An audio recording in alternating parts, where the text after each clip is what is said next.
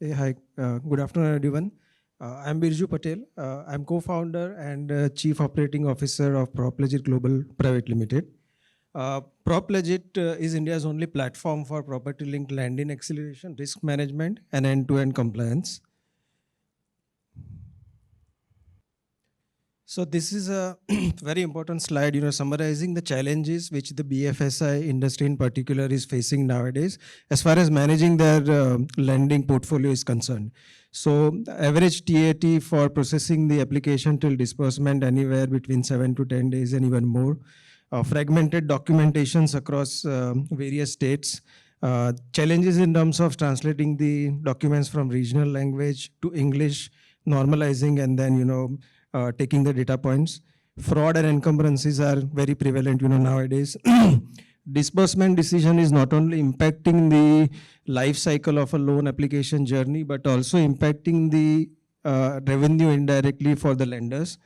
And all these points, ultimately drives the loan portfolio in red and ultimately towards the NPA.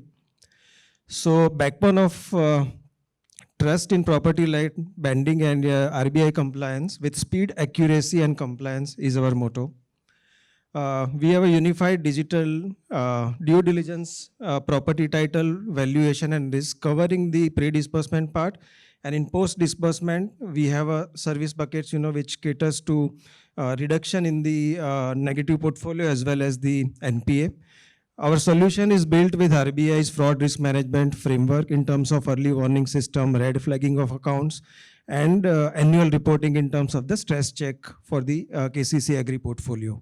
It has been trusted by banks and NBFCs across India, and we are covering 80% of the states. So 24 states we are live in Agri, and for LEF we are lining for 14 states.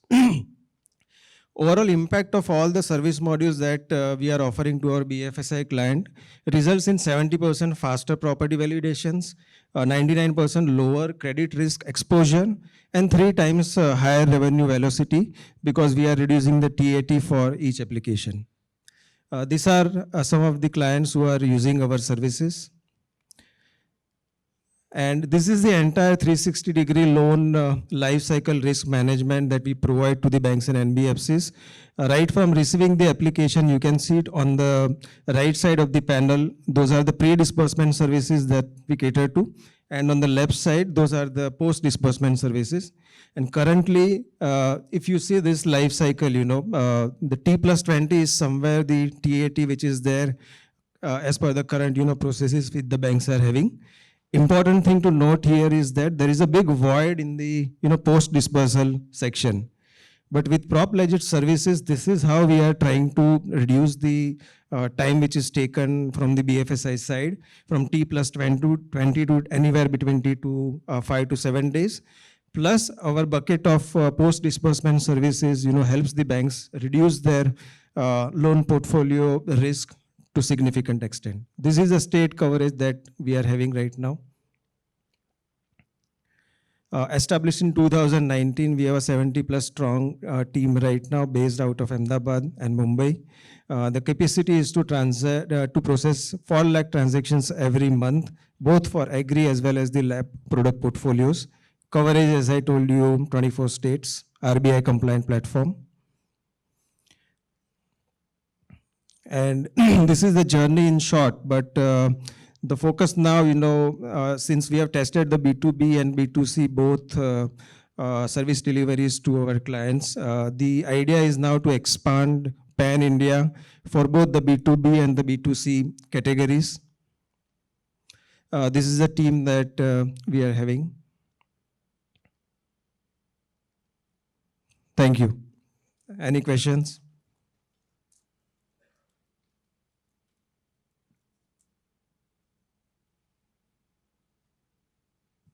He needs the mic.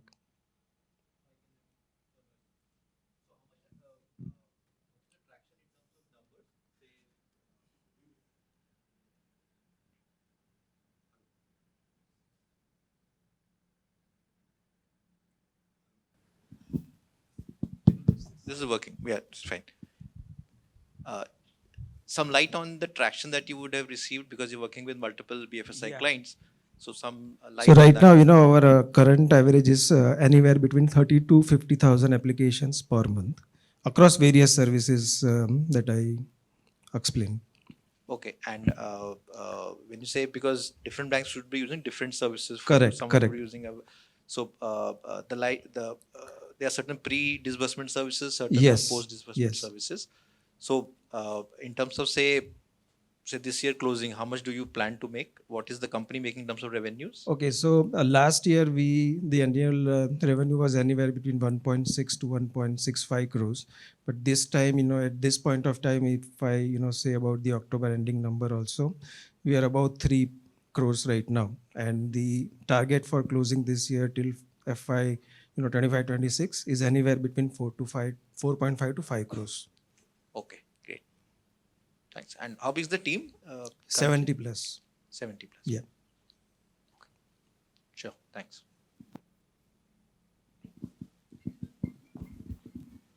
So with this, let's move to the third starter for the day, TraceX Technologies Private Limited. May I please request Rivas to come on the stage? Hi, good afternoon, everyone. My name is Shivaja. I'm the founder and CEO of TraceX Technologies.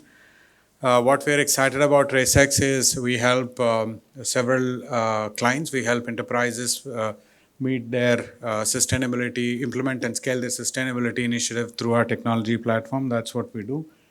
We are a software platform essentially offered as a B2B enterprise SaaS addressing these four large items. We started back in 2019 as someone that would help enterprises achieve farm to fork traceability.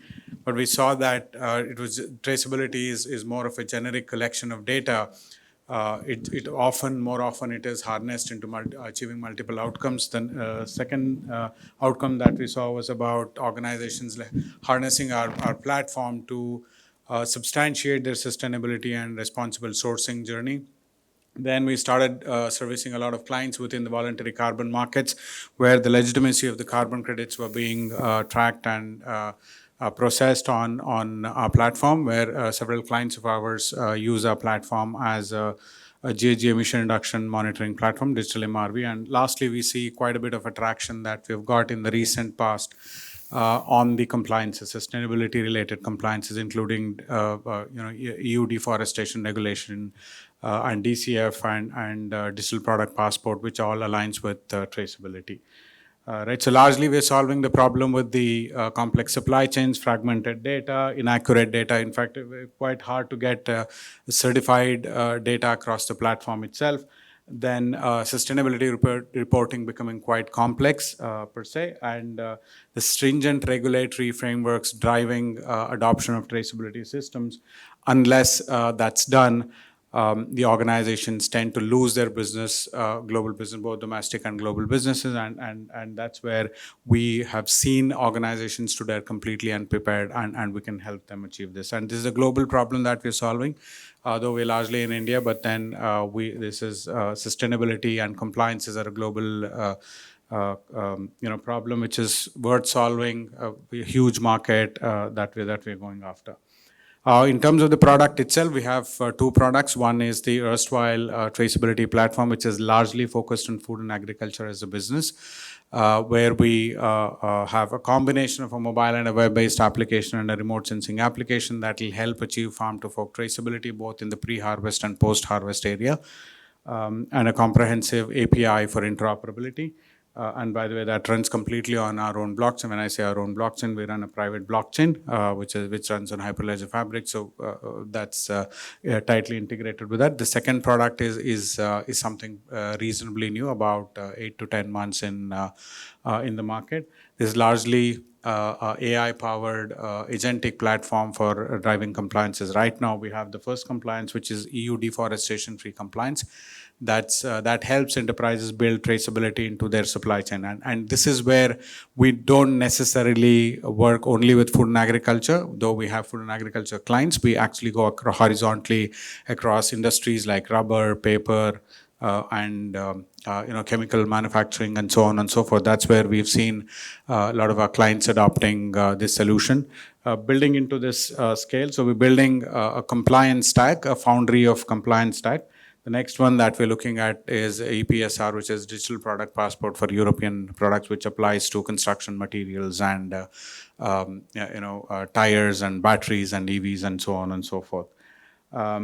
Just very quickly talking about how we are doing this. So essentially, through the blockchain network, the whole idea is about connecting multiple actors in the supply chain and enabling each one of them to exchange data that must be democratically shared with everyone, and thereby making the data traceable for every actor in the supply chain. And like I said before, you can harness the data of traceability to achieve multiple business outcomes. This is how the platform looks like, the first one. For the European Deforestation Regulatory Act, so it applies to 7 different commodities. This is the dashboard, and we've got our own remote sensing engine where we've infused about 7 data sets to very accurately estimate the historical deforestation over the last 20 years and help clients that are directly shipping to Europe to produce, to do the risk assessment of their supply chain and directly file the due diligence statement into EU custom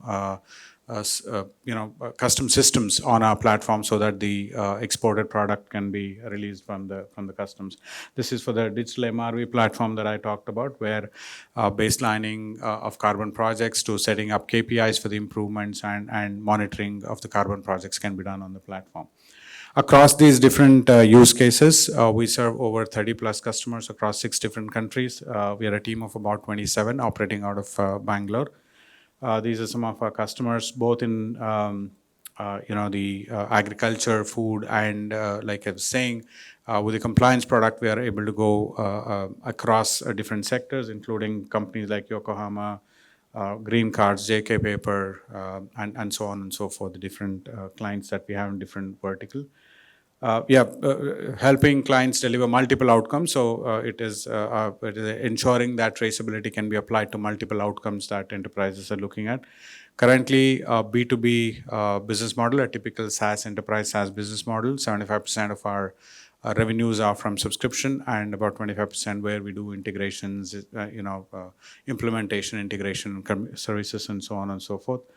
Currently this year we'll probably end with slightly over 4 crores in annual recurring revenue. Right now looking to raise about $1 million, close to $1 million. We've completed 3.55 of that, and 6 to 7 crores is what is open right now. And this is expected to take us easily for the next 15 to 18 months, or maybe even more than that, which is where we are looking to raise slightly larger capital from there. This is the team. Like I said, we're a team of about 27, a combination of business, AI experts, a couple of AI experts, blockchain experts, and engineer. We're a slightly engineering heavy team, a well-rounded team that can help deliver enterprise solutions. We've been fortunate enough to be supported by quite a few large institutions, including NAB Ventures, that invested us in the last round. With us, we're part of Accenture's sustainability program, and we're part of World Economic Forum's traceability for circularity program. Thank you so much. Thank you, slide. Thanks very much. Any questions? Happy to take them. Any questions? Audience, do we have any questions? May I please request all the investors who have joined us virtually, if they have any questions to ask? All right then, I think we should. Thank you. Thank you so much, Shivad. So with this, I would like to welcome our next team, Abhinav Gupta from SLN Innovations. Hello. Let's start with a small trivia. Did you know that more than 20% of fruits and vegetables that are produced in India are wasted on farm? And a major chunk of that is because the fruits and vegetables that have been ripened on the farm, they cannot reach market. And there are no processing facilities closer to the farms. Good afternoon, everyone. I'm Abhinav Gupta, and I represent SNL Innovations. We are a food processing solutions company with a mission to decentralize food processing and enable organizations that are working at rural level to produce and sell global quality standard products. So what is the actual problem? The problem is that India is the second largest producer of fruits and vegetables, but the processing capabilities of India are less than 3% of the total produce, which goes up to 50% for some of the developed nations. Now, these fruits and vegetables cannot reach market, they cannot reach the centralized processing facilities, and there are no decentralized processing facilities. By decentralized, I mean processing facilities which are closer to the farms where fruits and vegetables are being grown. So, what if these processing facilities are closer to the farm? First of all, the wastage would reduce. Second, it will help farmers increase their income because the fruits which are getting wasted, which are already ripened on the farm, they have zero value for the farmer. So if those are procured and processed near the farms, the farmer get extra value. And at the same time, it provides employment opportunities to the local community. Now, how are we doing that? So we are doing this with our flagship product that is in small scale mobile aseptic processing plant. Now what it does, it processes ripened fruits and vegetables right at the farm and makes pulp that is first of all preservative free and has a shelf life of 18 months at room temperature without cold storage. Currently, we are the only ones in India who are providing this technology, and we are the only one in the globe who are providing this technology in a movable container. So to make it mobile, and the mobile container which can go from farm to process these surplus fruits and vegetables. So we are already in 9+ states in India, even in the remotest part of the country, the Nubra Valley, Ladakh, and the hilly regions of Meghalaya. That's all from my end. I'll be happy to take any questions if you have. Are you the founder yourself? No, I'm not the founder. Great. Then I'll only look at the supply chain. What's the timeline for you? You mentioned that this goes to the remotest parts of India. Let's say in case if you have to bring this to Ross processing unit or the other clients, what's the process that you take care of in the transit? Is there any proprietary technology into this just to increase the shelf life of the product or the pulp? Yes, sir. So that the technology is proprietary, and we are actually machine manufacturers. We are technology manufacturers, and we sell these machines. Our business model is selling these machines. So the idea is that these machines can be installed at the remotest locations where large-scale plants cannot be installed because of the scale. And when the season is over, these plants, these machineries can be moved to another part very easily because they come inside a container. They can be easily mounted on a truck, and it can be supplied to any other place. So I'm assuming farmers are not the customers in this case. There are few bigger FPOs and FPCs who are customers in this case. So how they finance is that there are government subsidies available for these kind of processing units. So the subsidies vary from 50 to 75% of the overall project cost. So these subsidies are pretty good in the northeastern part of the India and the hilly regions of Himalayas. So FPOs and FPCs take help of these subsidies to install these plants. And are these standard designs or do you have to customize for each use case? We can customize it for each use case. So we have a standardized unit, but in case the customer has any specific requirement, depending on the fruits that they have in the region, we can customize it. And what's the average selling price for you? So the smaller unit is around 50 lakhs and the bigger unit is around 1.5 CR. And how much have you sold and overall lifetime top line for the company? Yeah, so currently we have sold over 14 units, and the last year the top line of the company was 5.5 crores, and this year we are targeting around 12 to 13 crores. Thank you. That's it from my side. Thank you. Do we have any more questions from audience or the investors who have joined us virtually? All right, then. Thank you so much, Thank you very Abhinav, for your much. presentation. With this, I would like to call our next team, AgriVijay. Yes, so we are Team AgriVijay. I'll just begin with the problem statement we are trying to resolve. We started in COVID with the single problem statement to resolve that we wanted to make farmers energy independent. Their dependency on fossil fuels such as diesel genset, electricity for running milking machines, shaft cutters, electric pumps, etc. Also, if we analyze, despite the government initiatives, farmers are still using firewood for cooking and boiling needs. And we have abundant animal food and agri-waste available at the farmer's hand, which goes unutilized, unharnessed due to the absence of technologies like solar, biogas at the village level. So when we try to solve these problems with renewable and green energy products, the biggest challenge is the dealer distributor model, which exists in semi-urban, urban areas, doesn't allow the products to penetrate to the village level. Hence, farmers are dependent on these dealer distributors, and if you need one product or solution, you have to interact with multiple vendors. So you have to buy a pump from somebody else, solar from somebody else, get it installed from somebody else, and when it comes to after-sales service, there is nobody providing the solution. So to resolve the solution, we created a platform, a kind of Amazon of renewables for farmers and rural households, where we provide end-to-end solution without a mobile app. Yes, because these products cannot be bought over a mobile app because these are high ticket size items, high technology items. And if you need a solution like solar water pump, solar inverter, biogas digester, electric tractor, you need to consult because of the energy advisory, where you need to understand the energy needs of the farmers. So we do this with our omni-channel touchpoints, which has call center in local languages. We have also created an AI-enabled renewable energy store, which speaks in local languages like Marathi, Telugu, Hindi, Gujarati, where we educate farmers about these technologies, because the renewable energy has not penetrated because of the absence of education at the village level about these technologies. Farmers are only aware about two products, which is solar water pump or biogas digester, because subsidy is available. Otherwise, the innovations like solar dryers, solar sprayers are not still available at the village level. We also have franchisee model, which we call as renewable energy store model at the village level, where we onboard rural retailers, rural youth, women as entrepreneurs, basically to educate farmers around these technologies and also become commercially viable as local entrepreneurs at the village level. So today, most of the innovators in solar, biogas, green energy space, they struggle to reach to the last mile consumers. We help them in the demand generation. So we list their product on the platform. We do the demand generation and we take the product from the innovator or the manufacturer at the village level. We also add service package like free insurance against theft and damage from natural calamities, long-term warranty benefit, delivery, installation, finance, and a short after-sales service with our technical team and call center. So if you ask us which are our fast-moving products out of the 200 innovations on the planned platform with our 55 partners, we have solar water pump, solar inverter, solar hydroponics, solar dryer, biogas digester, electric brush cutter, electric tractor, who are actually picking up the charts. We recently also introduced livelihood generation products like solar agarbatti making machine, solar papad making machine, solar milking machine, because these products are existing, but the knowledge has not been there.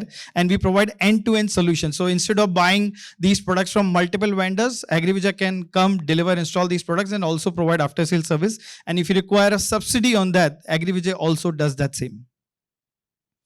So today we have 103 renewable energy stores. We have AI-enabled chatbot, where we're doing only education and awareness. We are not selling anything through AI. And soon we'll be also launching our mobile app, because now we have also started carbon sequestration projects from regenerative agriculture, or bringing the carbon credit benefit for the farmers if they are using solar, biogas, green energy for the number of years they have to basically increase their savings and also fight against the climate change by generating carbon credits. So we are a full stack renewable energy platform where we are bringing impact at scale, because we consider ourselves as an impact enterprise as we work on the whole value chain, where we have post-harvest reduction technologies like solar refrigerators, solar dryers as well on the platform. We also have biogas digesters replacing firewood, and also solar water pumps where we are actually producing clean electricity. So we are an impact enterprise aligned with the UNSDG goals. So any B2B organization who is looking to bring impact at scale, we can be an end-to-end implementation agency for them. Yes, we are a full stack impact enterprise as well. So if you are an organization who is also looking for bringing carbon credit benefit, or you are doing a carbon sequestration project, we can be an end-to-end implementation agency where we will not only fight against the climate change, but also bring carbon credit benefit for the farmers, where they can have extra source of income annually by using many regenerative agriculture practices at their end. So we do not have any direct competition. Yes, there are players like Selco India who are operating in solar or any other space. But since we are a platform bringing all the technologies in solar, biogas, green energy on a single platform, we have a unique value proposition of bringing benefits and service extra benefits with the product for the farmers.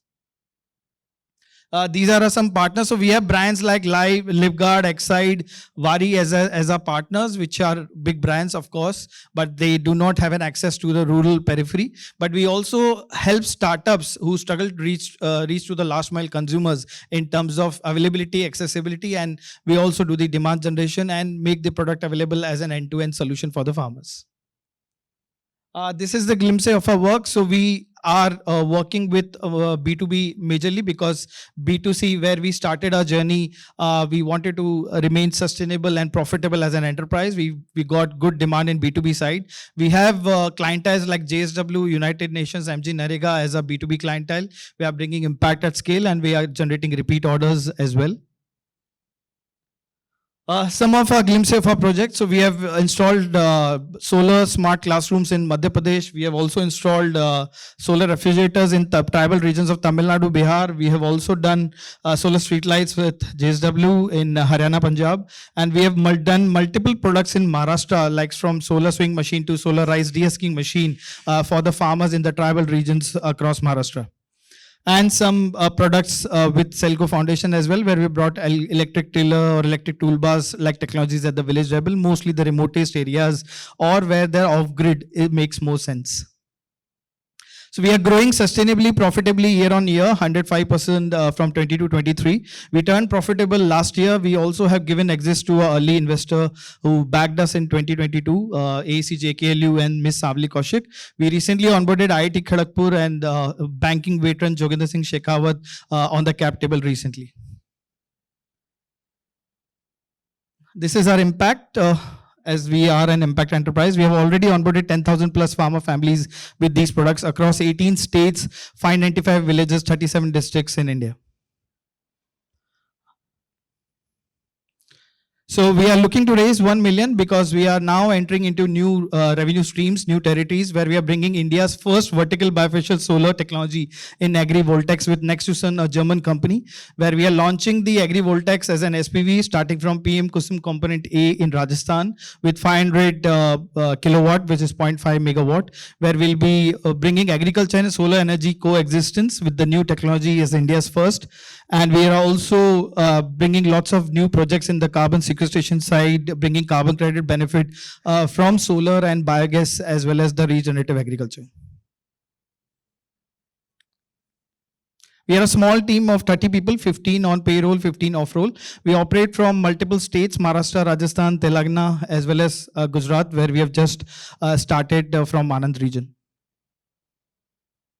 We were the Solar X Challenge winner last year and Avinya Energy Startup Challenge winner as well, multiple awards.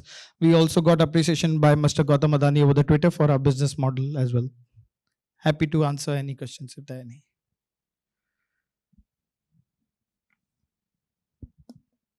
Do we have any questions from audience or the investors? So we have just applied for the export license. So we do not have to import anything. Our manufacturers are doing that. So manufacturers are listing their products. We are just bringing the sales for them because they struggle to reach to the last mile consumers. Yes. Okay, thank you so much, Vimal, for your detailed presentation. With this, I would like to invite the next team, Credin. May I please request Priju Naik? Hi, hello everyone. I'm Birju, founder of Credin. At Credin, we are empowering dairy farmers through digital cattle loan. So I'll just give you an example. There is one farmer in Gujarat called Ramesh Bhai, Gujarat being the most formal dairy ecosystem, having 6 cattle, earning around 25 to 30,000 rupees on a monthly basis. That too cash flow getting credited directly into bank account every 10 to 15 days. But they are not getting loan to purchase cattle because that will increase their income. So here we actually pitch in and we provide them loans to purchase cattle within 48 hours so they can increase their cash flow. And there are 8 crore such dairy farmers who are not getting access to credit to purchase cattle. So this is the problem statement. Out of $625 billion that we disbursed to us priority sector lending, only less than 1% is targeted towards animal husbandry. Mainly, they are getting credit from microfinance institution, but the average ticket size is around 25 to 30,000 rupees, and average productive cattle cost around 70 to 80,000 rupees. So the product is not in line with their requirement. Next, please. So then we launched the product digital cattle loan, wherein it is specifically to purchase cattle, 60,000 rupees per cattle, and we give loans up to 6 cattle, and it is backed by insurance. So we monitor the end use as well, and it is available at their doorstep, and we provide the free health inspection as well. So within 48 hours, they can induct up to 6 cattle through our digital loan. So we act as a lending. This is about our model. So we are an LSP. We have our first customers as banks and NBFC on the supply side, whom we help with priority sector lending penetration for small and marginal farmers, because in India, we have 86% dairy farmers as small and marginal farmers. And on the demand side, we have our customers as dairy farmer. So it's an Amazon kind of a model wherein you are purchasing anything from the Amazon. You don't know who the seller is because you purchase it from the seller. So same way, banks and NBFC act as a seller on our platform. We manage everything on behalf of them, from acquisition to underwriting, repayments, and collections, customer service. So we manage the entire loan life cycle. We are even backed by IMA Ventures and Gale India. So this is how it works. So we are omni-channel on go-to-market strategy. We work with our own team, banking correspondents on the ground, agri-techs and FPOs. So the representative onboard the customers from the nearest village level cooperative or a collection center. We do the digital KYC, which fetch their cash flow through account aggregator. If not, they have to upload the milk statement, and then we approve the loan real time. Post the sanction, they will induct the cattle, and then we'll initiate it for the health inspection through our partner insurance company, ICICI Lombard. They'll do the health inspection, they'll issue the policy note, and then we'll get into Aadhaar-based e-agreement, Aadhaar-based e-mandate, and then we'll disburse the loan account directly into the account of the borrower. And the one proportion where currently we are outlier is we are covering this segment with 100% e-mandate. So our 94% collections are digital. These are product stack, 100% built in-house and proprietary, when from lead generation to customer evaluation, underwriting, disbursement, and even customer service. All we manage the entire life cycle 100% digitally, and now it is validated as well, wherein our partner bank, Slice Small Finance Bank, using our platform to manage the entire loan life cycle. So this is the impact that we have created so far. We have disbursed around 91 crore in last 3.5 years, specifically mainly into North Gujarat, 3 districts of Gujarat. Now we have started Rajasthan as well, wherein we are disbursing around Kotputli. We have impacted more than 8,000 dairy farmers. We have enabled more than 6,000 cattle purchase. 30% are primary women dairy entrepreneurs on our platform. We have helped double their cash flow, because by inducting just one crossbreed or HF, they earn around 7,500 rupees of net cash flow, and our per cattle EMI is around 2,800 rupees. Next, please. So these are our 4 revenue stream. We get platform fees, which is basically over and above hurdle rate that we get from our lenders. This is monthly recurring income charged till the time loan is active on the managed AUM. We also get the upfront processing fees. We also get standard collection charges, and we also get cross-sell income from cattle insurance.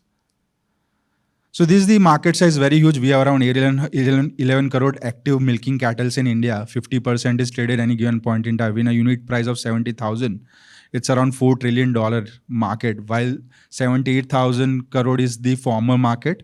We can easily tap around 1,500, 1,600 crore in next 5 to 7 years. So why Credin? We have our in-house tech innovation. We have first to mover advantage. So we are the first one to start this proposition in the open market, and we are specifically building for this vertical. And we have now scalable supply available. We are working with Slice Small Finance Bank and Aadhaar Capital. We are also the first fintech going live on Open Network for Agriculture, that is the World Bank program running in Uttar Pradesh, 13 districts of Uttar Pradesh. We are also supported by Rabo Foundation in risk guarantees. So these are 24-month execution plan wherein we are already EBITDA positive last year. So in next 18 to 24 month, we want to add additional 180 crore. We want to reach to a 5.5 crore PAT, and then further we will be unlocking more geographies. This is about team. So me and Rupesh, we both are ex-Citibank, carrying collectively our 25 plus years of experience in banking and financial services. And we started this in 2019, so it's been 6 years now. Apart from that, we have also Mr. Hemendra Mathur on board as a director. He is a partner at Bharat Innovation Fund, also advising IFC and FICCI. We have Mr. Kalyan Kumar Badra and Mr. R. Sam Sundar as our advisors as well. R. Sam Sundar is ex-MD Temasek, and he's helping us unlocking more PSU bank partnerships. So till date, we have raised around 7 crore in multiple tranches. Now we are raising $1 million. And mainly the requirement is for a margin that we have to provide to our banking partner to unlock more capital. And the other one would be for OPEX for growth capital. Thank you very much. Okay, good evening. I'm Commander Varun Agrawal. I'm a military veteran, and purpose of Modern Village Foundation is to infuse deep technology solutions to rural India via physical and digital model. Physical and digital model is what I'll explain why we found it very important to have both the physical presence and, of course, a digital platform. So whatever is happening in last 20 years, the context is very clear. Whatever claims are being made, finally the result of that, all those claims is that technology in agriculture has just reached about 2% of our farmers. And our yields are almost about less than 50% as compared to the global averages. And the soil health is poor and is deteriorating fast. India will be a water scarce nation. That is about the groundwater. Wherever agri is happening, we will be a water scarce nation by 2030. And we all know about the adverse weather events. So the problem statement with that context is we need to make technology reach rural India. That is a big problem statement. And just a brief overview, both of us co-founders are ex-military, 26 years in the Indian Navy. And we have done our MBAs. I have done from IIM Indore, Ashutosh from ISB Hyderabad.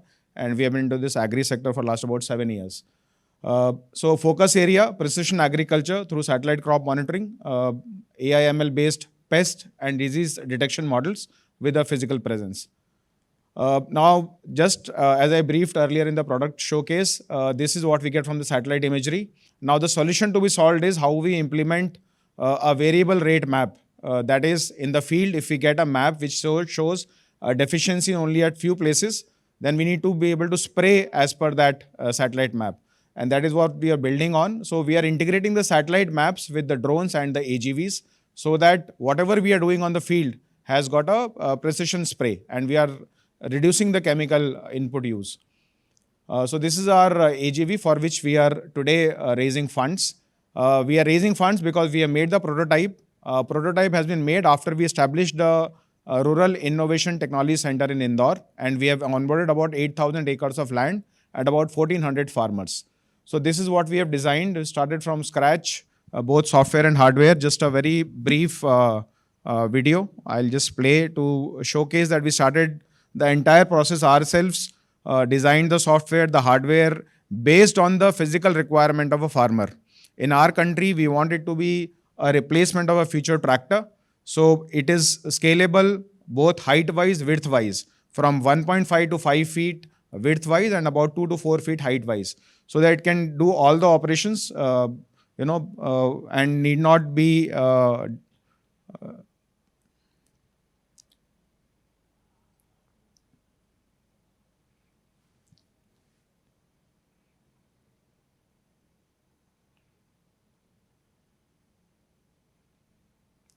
Okay.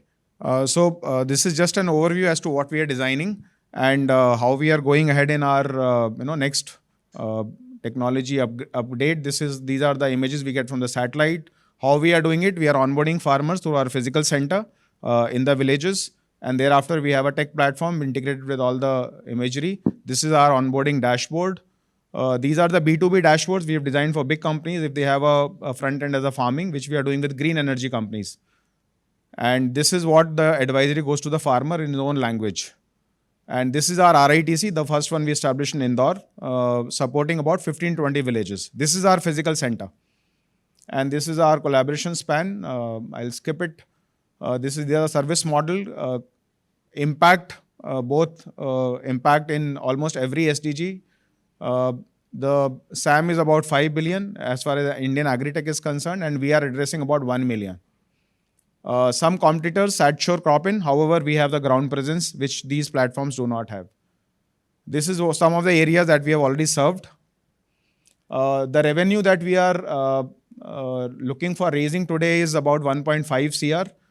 The prototype is ready and we need to get this prototype onto the ground. So about 20 AGVs is what we have a confirmed demand from our onboarded farmers who are using our technology.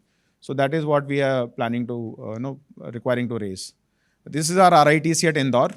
And this is a center that we established in the our customer in his office. And that's how he gets to see his farmers. And this is our ground training with the farmers. We got the award this year as the best rural startup award in IIT Indore. That's it. Questions? Do we have any questions from the people who have joined online? No, that foundation word is going off now. Actually, we started as Section 8 company, but we realized along the ground that it's not possible to run a Section 8 company. So we've got the approval. It will be Modern Village Future Innovations. So we are not a Section 8 company.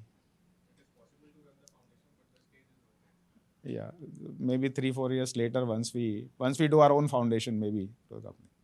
Because even a social impact investor is also looking at investing in a for-profit company and not in Section 8.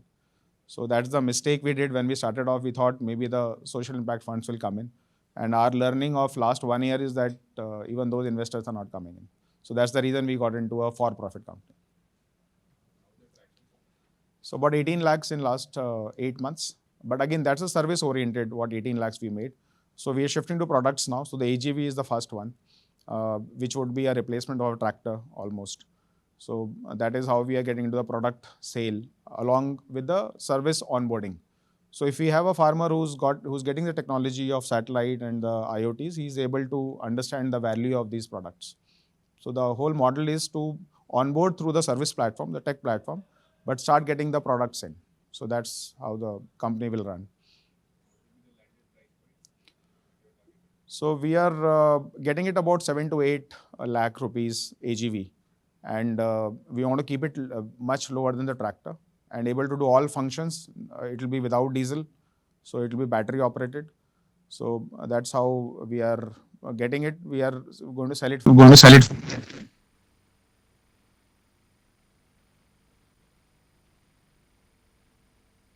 And the ground trials have been done. And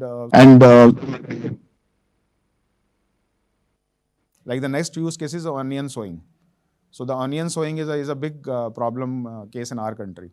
So we keep integrating those requirements of the farmer. So right now building it for 5-6 use cases.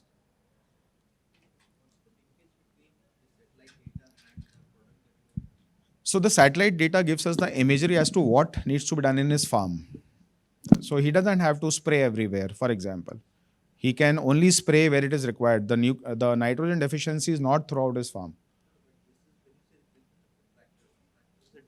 So tractor has got a lot of uses like tilling and so all those are also integrated into it in the automated form. So he doesn't have to, like now his land preparation can be done using this AGV.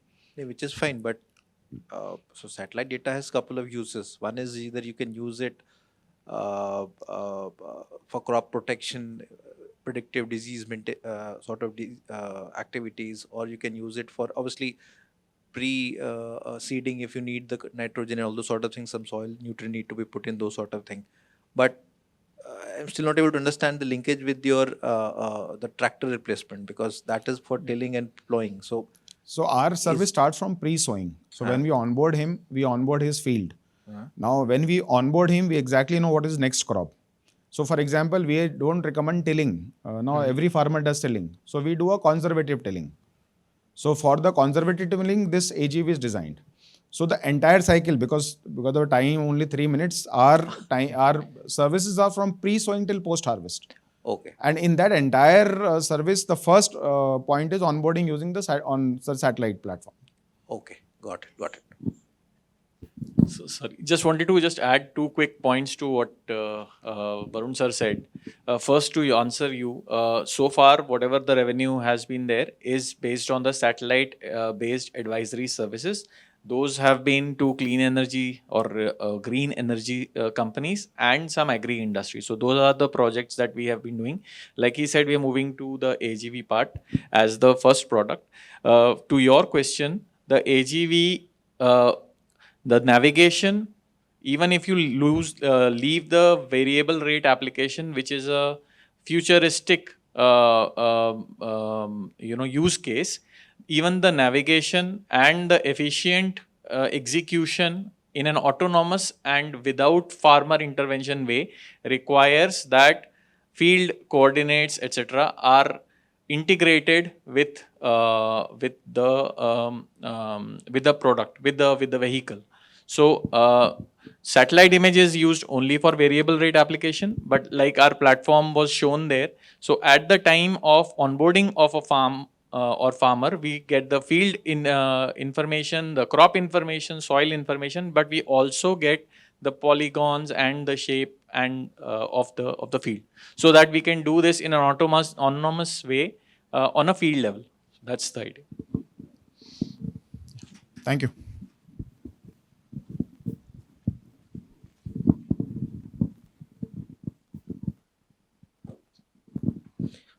Thank you for the presentation. Next up, we have Rajat Vardhan from ScanNext Scientific Technologies. Yeah, good evening, everyone. Thank you once again for the opportunity. I'm Rajat Vardhan from ScanNext. So we are basically building up IoT based solutions which are using AI/ML as a necessary component of it. Yeah. So we are basically a bunch of people coming from diverse background of agriculture and technology. All of our technology people comes from IIT Kanpur and Indian Institute of Remote Sensing, and then we have graduates, postgraduates from different agriculture universities of the country. And we are supported by multiple mentors. We aim to become one of the largest player into this segment across the globe in the years to come. Next, please. So when I say that we have a diverse team, I mean to say that we have diverse expertise as well in-house. We have AI/ML engineer to pathologist to entomologist, so as to ensure that whenever we give value to the customer, they find a certain value out of the outcomes we provide to them. Next, please. At the mentor side also, we are having a balanced pool of mentors coming from diverse areas of expertise and significant experience, right from domestic as well as from overseas expansion aspect too. Next, please. As on date, I'm glad to share, while we have actually sold more than 3.5 lakh soil reports to farmers, we have actively started onboarding farmers on our systems, and we have as on date more than 65,000 farmers. And I believe that in next 12 to 15 months of the time, this number will go more than 2 lakhs. And we have actively exported to 6 countries in last financial year. Next, please.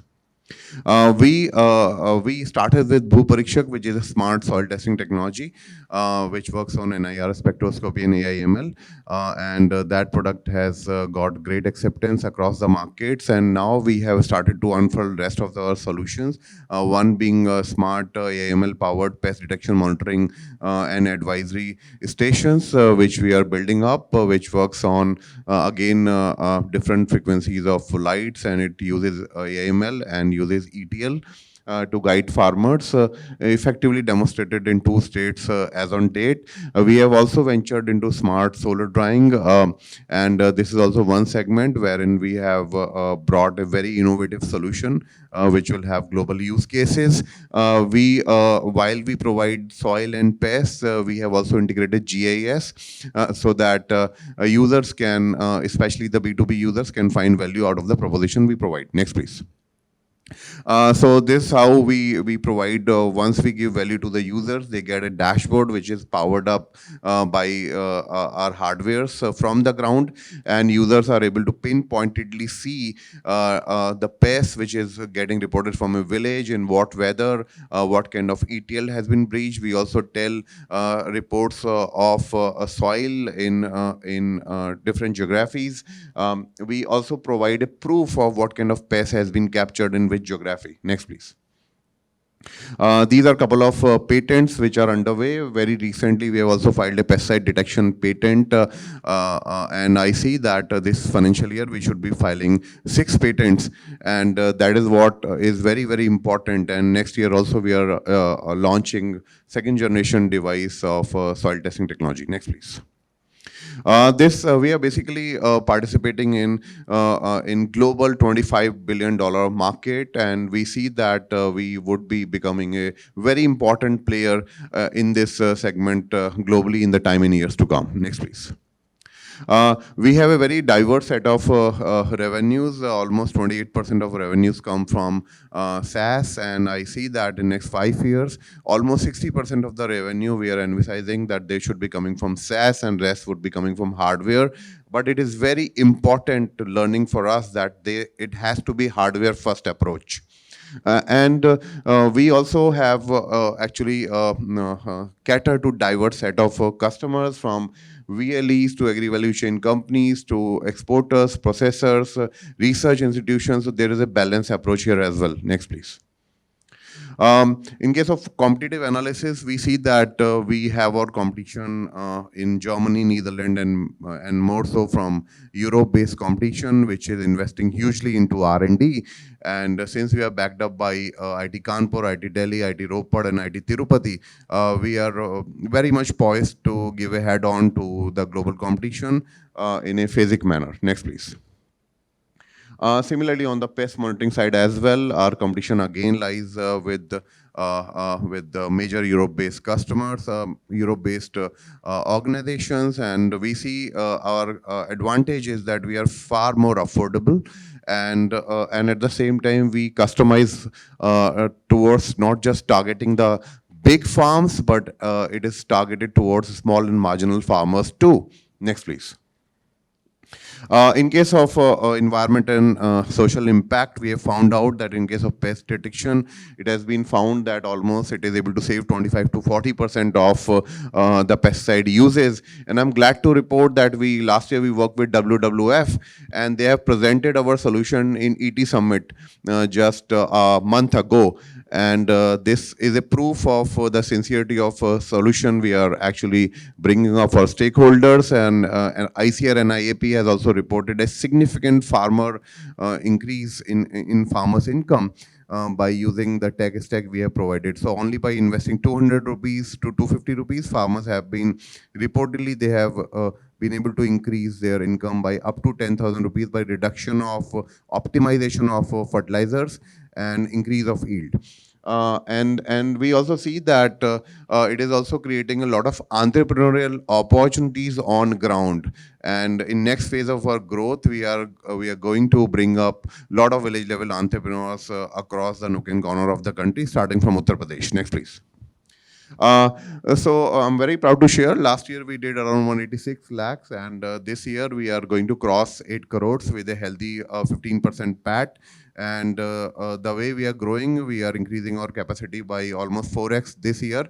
That means within next 4 to 5 years, we are targeting 100 crore mark with a very healthy 22 to 25% PAT. Next, please. We have already received a term sheet from SIDBI. SIDBI has chosen to invest in us. Other than that, we have investment coming from IT Tirupati and hopefully from 2 more places which are to be revealed. And we have been given 105 crore top line valuation, ceiling valuation, and 45 crore at baseline by SIDBI itself. And we are in close talks with 2 of the investors to close the round in next 3 months of the time. What we need is we are raising 600 lakhs as of now. Other around 2 crore have also been confirmed so far. And for that, the major goal is to increase the numbers. So majorly it would be invested in human resource and marketing aspect. Next, please. We have our share of recognition in the last couple of years of our work on the ground. We have been invited by United Nations twice, by India office as well as global office. We have been part of Operation Dronagiri. We are winners at TIE 50 at Silicon Valley this year. We have been part of a couple of initiatives by 2 state governments, and we see that it is ongoing effort which will build up the momentum for our global expansion. Next, please. We have been very positively reported by national and international media. The Honorable Prime Minister also spoke about our innovation, and we have been working with many big organizations across the country. While we work with research-based organizations, we also work with major players from the industry, and some of the logos are there on my slide. And we see that it's an ongoing effort. More we work, more partnership will be able to forge. Next, please.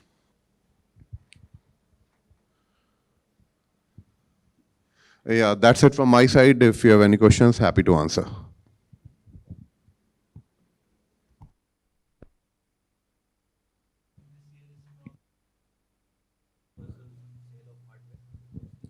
Sir, it would be around 35% would be coming from services this year, and there is a clear-cut upward trend. So every hardware is utilized better. And I also have learned this thing that as you deploy hardware, there is a learning curve the tech has, and as it crosses the learning curve, we see a steep R square values as well as repeated revenues.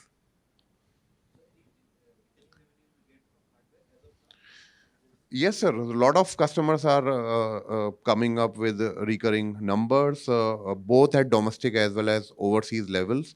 I see that it is just the beginning of it. Since we work with these players, so they take their own sweet time to analyze and see and accept the tech, and then larger acceptance leads to better revenues. Yes, sir. Thank you. Thank you for the presentation. For the last startup, we have PlanStrix International. Thank you. Once again. Nikhil Kumar. Good evening, everyone. I am Nikhil Kumar, founder and CEO of PlanStrix International Private Limited. So PlanStrix is basically a plant-based bottle company. What product you are experiencing right now, it's totally made out of plant material. 0% plastic and 100% biodegradable and compostable. Right. And so basically we are transforming the plant-based plastic from the plants. And okay, so problem is very clear. We all aware about the plastic pollution problem.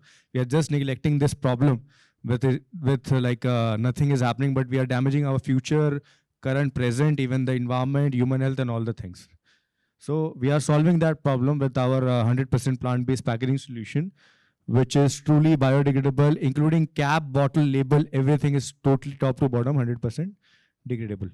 Second thing, one of the biggest problem, which is the heavy metals, what we are drinking in a plastic bottle, right? So this is solving that problem, is the 0% heavy metal migration in our bottle, already tested in a FSSAI standard regulation 2020. So it is safe for human health also. So ultimately, okay, so about the market size, we know, okay, how big the market size of packaging industry, and we are in sustainable packaging where the generation and all the companies are going for only sustainable. So this will be the best choice for them. It is growing market because sustainable has not only for the limited thing. It is a scalability because it has raw material is already available in too much volume already in market. About the solution, you can see the any shape and sizes, whatever you are looking for in plastic, we can make in any shape and sizes, and even the colorful. About the end-to-end solution, yes, it is degradable, plus we can make any shape and sizes. Okay, about the packaging industry, we lined up 120 plastic alternative products, and we developed around 35 products in plastic alternative and 20 products already in commercial market, what we are selling right now. R&D is our own, and after the R&D, we are making our own raw material formulations. That's our unique also. After the raw material formulation, you can make all the bottles in same machineries, whichever is using in a plastic currently. So no need to change in machineries, just need to change the raw material and technology. Everything will be changed. And it is certified by CPCB also. And industrial composting, yes, it decomposes in industrial composting like a wet waste, where your wet waste are going, it will convert in a manure as a like what we are taking from the nature, we are just giving back to the nature like this. And we started this journey 2022 with the name of Green Yvonne. We just pivoted all the company operations and all, and we shifted in a Plastic International. Just change the name. Green word is very common in our industry. We are giving the one identity to our bottles, that is a plant sticks. So whatever the people are drinking this bottle in future also looking for a plant-based thing, that will be the plant stick only. That's our main name. And already we are in market. So we are the first company who make Gujarat, Junagadh plastic free. The whole Girnath and Bhavna temples are plastic free now since 2 years, right? We were providing for the water bottles, and already we are serving 10 plus companies the packaging solution in their shape and sizes.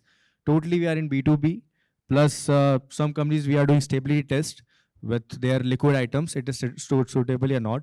If it's not suitable, we'll make it in we have all the varieties of bottle, like transparent, whatever you're looking for in a plastic material, like a transparent, opaque, colorful bottles, containers, cap, label, shrink wrap, and even the pharmaceutical for the UV protected pharmaceutical bottles. You can see, let me show you the bottle, that one.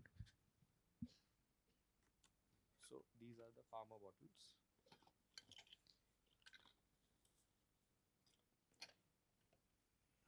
Sir, amber color.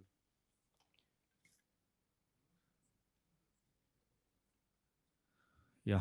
So these are the for pharma industry. We are in doing R&D with the Zydus Pharma, because we get one CSR award from the Mr. Pankaj Patel, the chairman of Zydus Pharma, and he has the same vision. He wants to make his company totally in 2020-30 plastic free, even the carbon neutral and carbon footprint less.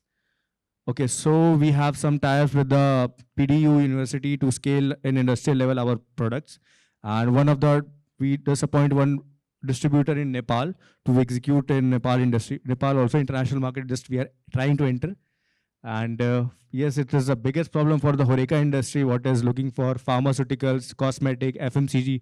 These are the market what we are targeting for this packaging solution, because they are the largest consumers who use this packaging for packing their products and selling in a market. Okay, so here's the team. I'm Nikhil Kumar. I'm driving the innovations all apart, and Nirmal Kumar is totally looking in the HoReCa side. What are the issues facing by the hotel industries and restaurant and cafe industry? Because government is morely pressurizing them to reduce their plastic waste and all. Plus, we have some operation head. Nikita Kumar is from R&D side. Omkar is from also in R&D side.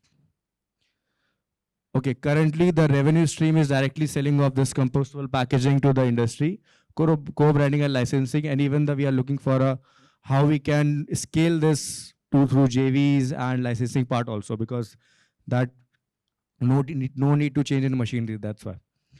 And there's a gross margin of 30-35%. So you can say we are a pioneer in this field because of the R&D what we did, and what the practicality of the product is well better than other competitors, what people are doing.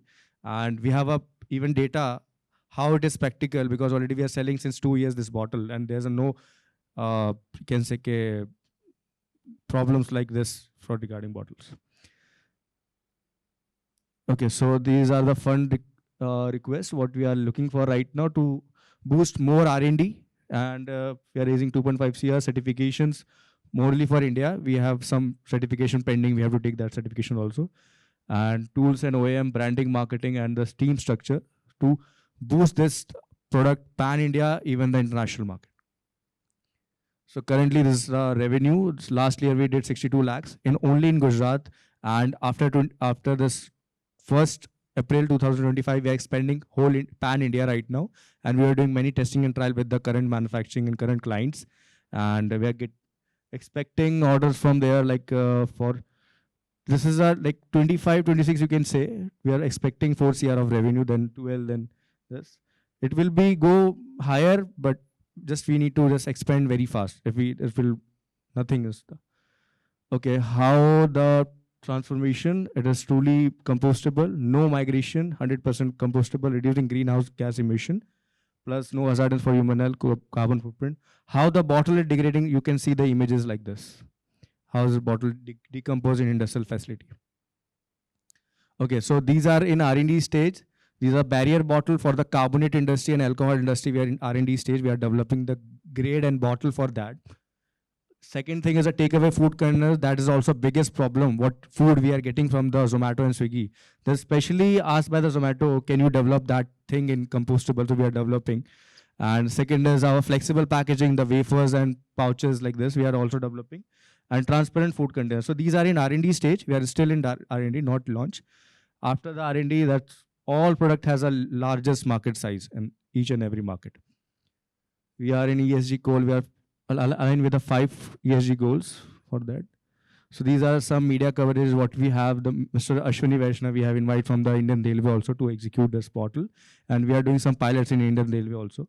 And Junagadh, we did, this one is a Junagadh, when we launched the product, when we provide the Junagadh plastic-free, Times of India and Mr. Pankaj Patel, and these are some media coverage. So thank you so much. I'm open for the question you can ask me.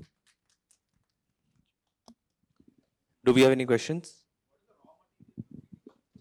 So okay, so basically it is biopolymers, agri waste and additives. All are renewable resources. Nothing as a petroleum. No petroleum basis that you can't add even the petroleum. What formulation we are doing, right? After the formulation, we tested in a CPCB and CPAD also. That is totally compostable. We have we take the standard ISO 17088 for compostable only. That means is whatever product we are developing, that is a compostable, biodegradable, not any petroleum based things. So we are this.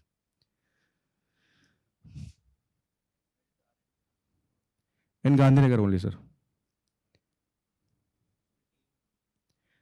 So we have a team who is in a PhD in plastics, bioplastics, and even some biotech engineers and all. We have that people, 3-4 people, not more than. And I'm leading that thing because I have some vision for make plastic-free world. That's why I started this journey because of this only. And now we are solving this problem with our team who's into R&D. And again, another we have for manufacturing, we have a contract manufacturers. This is a trial. If we use current manufacturing facility, what the currently manufacturers has, who is doing plastic manufacturing. So can we do that scaling? So this is going good. And we are currently using since 3 years, all the trials errors, we are doing that factory only and that's going good. So we can easily scale this in current manufacturing facility. No need to expand in a bigger capitals in that.